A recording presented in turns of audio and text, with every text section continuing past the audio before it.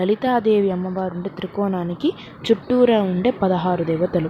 వాళ్ళు కామేశ్వరి, భగమాలిని, నిత్యక్లిన్నే, బేరుండే, మహ్నివాసిని, మహావజ్రేశ్వరి, శివధూతి, త్వరిత, కులసుందరి, నిత్య, నీలపతాక, విజయ, సర్వమంగళ, జ్వాలామాలిని, విచిత్ర మరియు శ్రీవిద్య.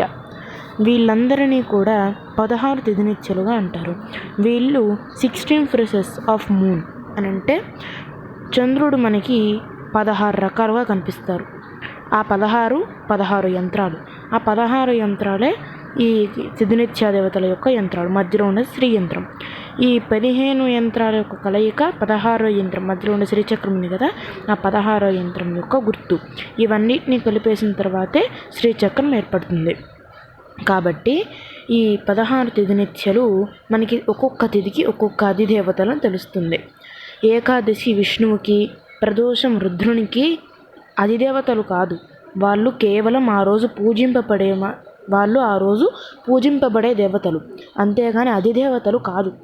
ఆ తిథులకి ఆయా తిథి దేవతలు అధిష్టాన దేవతలై ఉంటారు. వాళ్ళనే కామేశ్వరి, భగమాలిని, నిత్యక్లిన్న, బేరుండ, మహ్నివాసిని, మహావజ్రేశ్వరి, శివధూతి, త్వరిత, కులసుందరి, నిత్య, నీలపతాక, విజయ, సర్వమంగళ, జ్వాలామాలిని, విచిత్ర, శ్రీవిద్య. ఇవి వారి పేర్లు.